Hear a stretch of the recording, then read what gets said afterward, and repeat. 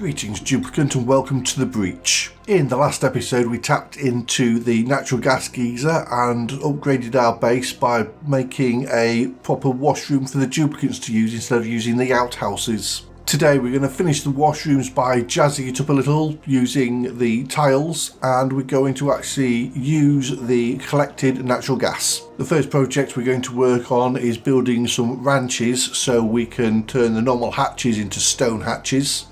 We'll get a few upgrades completed in the base, and then we need to start going out exploring and seeing if we've got any geysers near us that will supply us with some fresh water. I mentioned it a few times in the last episode and in this episode about turning normal hatches into stone hatches. The reason you want to do this is because stone hatches you can feed them igneous rock, which there's a greater quantity of and is a renewable resource. By feeding hatches the sedimentary rock we acquired from the marsh biome, there's a greater chance of them dropping a stone hatch egg. Stone hatches fed igneous rock will mainly drop stone hatch eggs as well, so it's a cycle that we can set up and just leave alone. Whatever you feed hatches or stone hatches, they will turn 50% of the mass into coal. So although you can feed the hatches organic products, it's not worth it. It's better to feed them stone of some description. Our hatches will be producing us a lot of coal, but we don't need it because of our natural gas reserves. But eventually we'll be turning that coal into diamond, but that's a very long time in the future. As you can see, I built a standard ranch. This ranch will hold 7 hatches until I get automation, and then I up it to 8. Initially I'll be building 2 ranches because these will take a while to come online, and once they come online I'll have a surplus of food and I can start increasing the number of duplicants I have in my colony. And finally, once I have access to refined metals, I will build some incubators, but I'll put that on the back burner for now.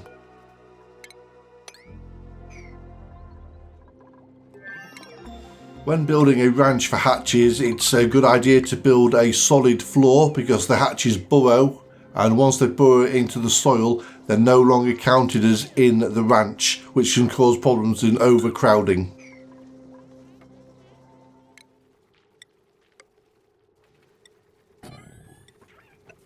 The first ranch I built will be for converting hatches to stone hatches. The second ranch here is going to be for the stone hatches. Eventually both ranches will be for stone hatches.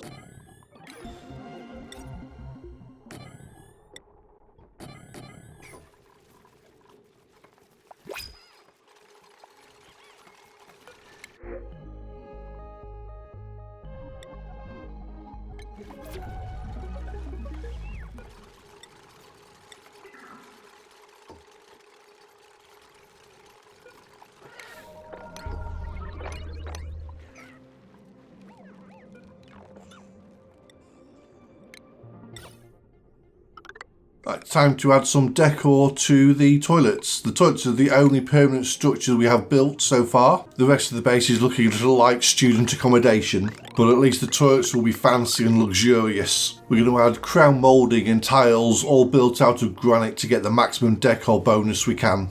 As we build more permanent structures within the base, we'll increase the amount of decor we have to eventually go across a threshold where the duplicants will gain a morale bonus from the quality of their living arrangements.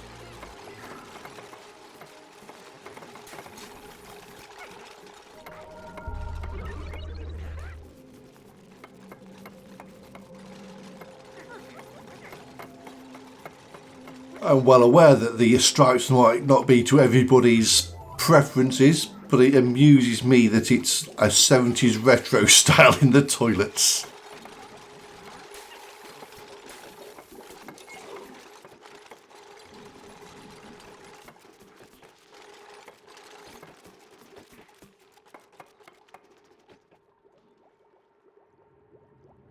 We're going to break into another biome here. It's another marsh biome. We're doing this because the vent in here is releasing steam at 95 degrees Celsius, which is going to heat up the area, and we'd rather that not happen. It's only cycle 44, we're a long way off getting any heat management, so we're just going to enclose the vent to deal with all the heat transfer. Although this is the same biome that we entered in the last episode, there will be some unique problems that we need to be aware of. Last time we entered the biome horizontally, whilst this time we're going in vertically. The problem with that is we're going to have a lot of carbon dioxide, which is heavier than the polluted air. We need to be aware of this because we don't want the slime lung infection overrunning our base. But a benefit to digging down is we'll have a larger area for carbon dioxide to settle, which is a problem we inherited from our first episode. We've built a hamster wheel and battery which will power all our deodorizers in this area. At the gateway to the biome we'll build 2 deodorizers because the carbon dioxide sinking will push the polluted air upwards, and we want to get rid of as much of that polluted air as possible. We need to keep the dust caps in a carbon dioxide environment, so we're going to build a little barrier to make sure the CO2 doesn't sink into the pit. Which I've noticed while editing will not work like this, so I'll have to sort out in the next episode.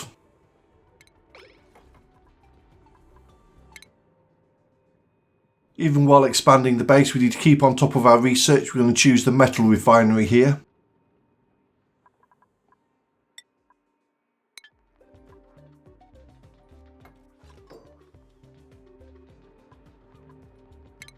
As you can see here, the gateway, I got the twin deodorizers. In hindsight, I probably should have built a single deodorizer on the floor above as well. A small amount of polluted air will push past the 2 deodorizers.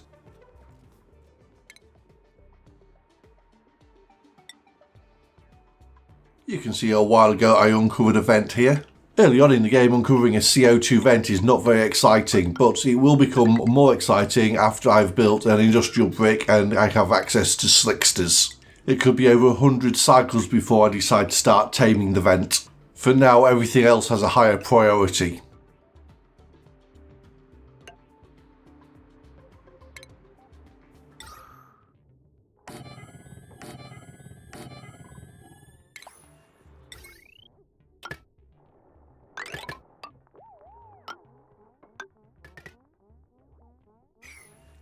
And we've broken into the biome, and the first belch of polluted gas passes the deodorizers and they start working on it.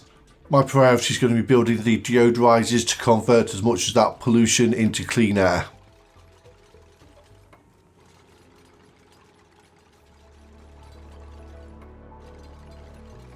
With the deodorizers set up and dealing with the polluted air, I can now start strip mining the biome.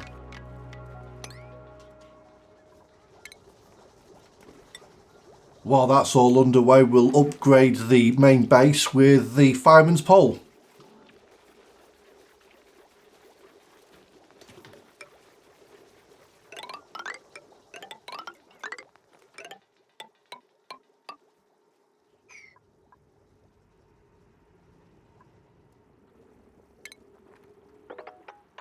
As we continue to strip mine out of the biome, we have come across the biometric scan door that needs a duplicant to open. Behind this locked door, we've come across a neurovacillator, which will allow us to give one of our duplicants a permanent buff of some description. After the initial break into this biome, everything has settled down and we are no longer leaking polluted air out into the base. The carbon dioxide will continue to sink and push out the air, but this will be clean air. If it does carry any slime lung, that slime lung will eventually die off. Also, as more carbon dioxide sinks down, it will stop the slime and the polluted water off-gassing as well, so this area doesn't become overpressured with polluted air.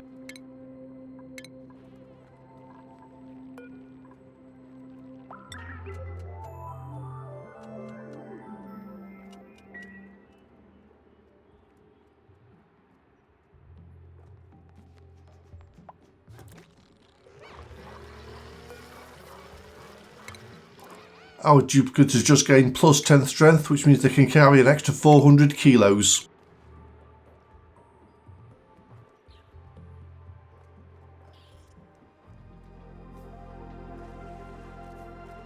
And here we can see the vent releasing steam at 95 degrees Celsius, which is just above its condensation point. All the tiles around this vent started off at about 35 degrees Celsius. They're up to about 47 now, so they're still cooling down the steam and turning it into water. We want to collect as much of the polluted water together in one pocket, so once we do release it, it will submerge the vent and stop it releasing any more steam, so then we can tame it in our own time.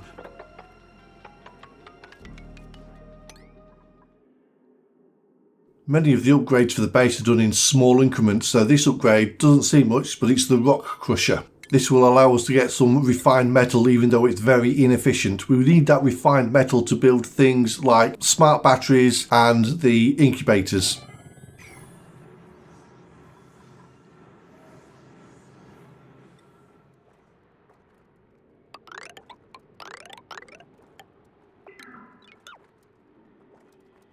And there we have it, cycle 51, and here I am forcing my poor unskilled duplicates to work in some of the most terrible environments you'd possibly imagine. Low air quality and high carbon dioxide. Some of the upgrades we need for the base I kept behind research points, so that's time, and the others are acquiring the correct resources. At present our upgrades are time locked behind research points. As I've mentioned, the rock crusher is highly inefficient, but we need some refined metals.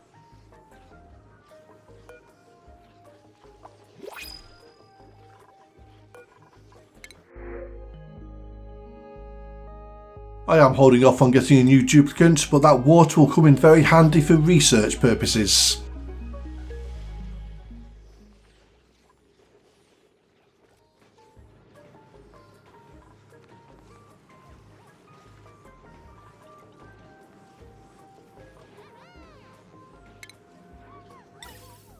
So now that we're producing refined metals that we can use for smart batteries and automation wire, we can start prepping for building a natural gas power system. So even though we have a large quantity of natural gas available to us, we want to store a lot of it in buffer tanks. If gas is being held in a tank, we do not need any electricity to pump it anywhere.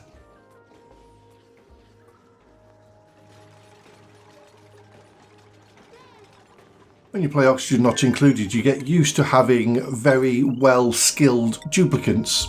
The combination of having a high strength score and good construction and digging just speeds everything up so much. So in this early part of my game, even the dedicated construction and digging crew are very low skilled at the moment, which can be mildly infuriating that even a simple task like this can take a few cycles when you'd expect it to take a minute or so in real time with a good crew.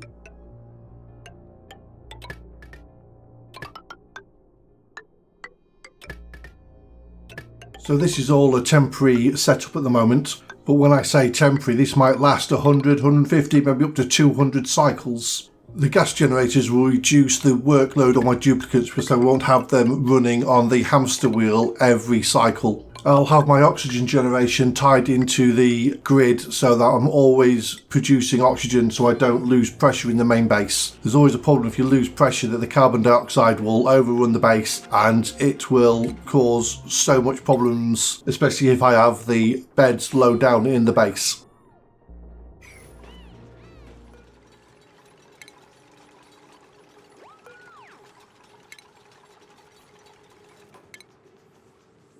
As you can see, I was feeling brave here. I've disabled the hamster wheel. I'm about to delete the battery and I will be swapping over to the natural gas generators just as soon as they get built. You can also see the gas moving through the tanks. So as soon as the generators are hooked up, they'll be supplied with gas ready to produce electricity.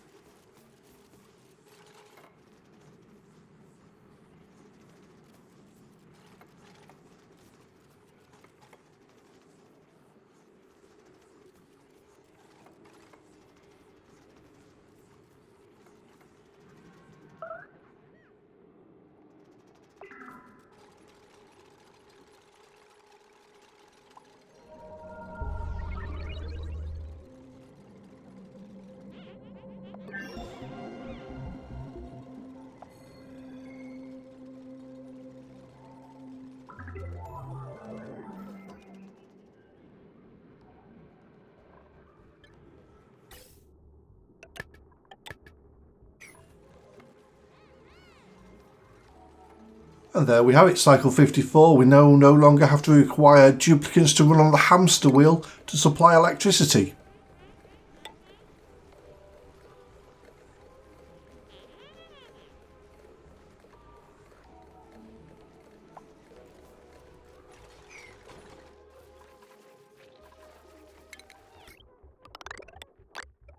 Now we just make sure everything in the base is powered from the natural gas.